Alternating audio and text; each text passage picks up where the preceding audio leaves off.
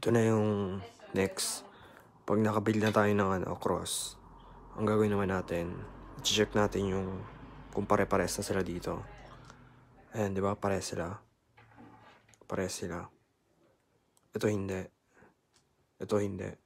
Sabihin, mali silang dalawa. Switch natin yung middle piece. Itong dalawa, pagpapalitin natin kasi tama na yung dalawa dito. Paano natin gagawin?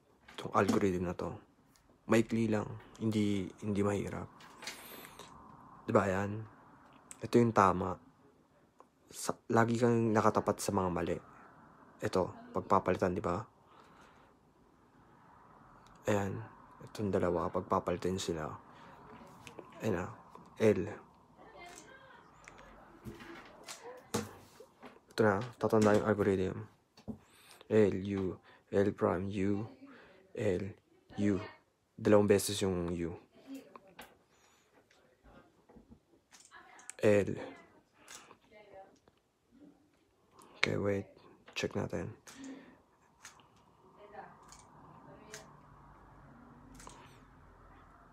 L, U, L prime, U, L.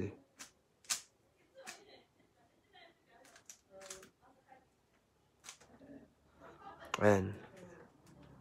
Pare-pares na sila. Practice natin ulit ha. L, U, L prime, U, L.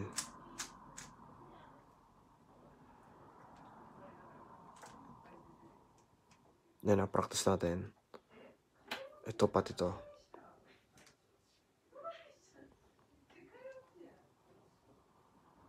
Pag-switch natin ulit ha. L, U, L prime, U, L. Yan na. Ayun yung pag-switch natin.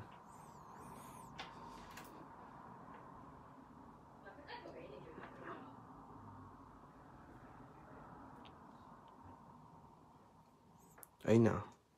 Madali lang.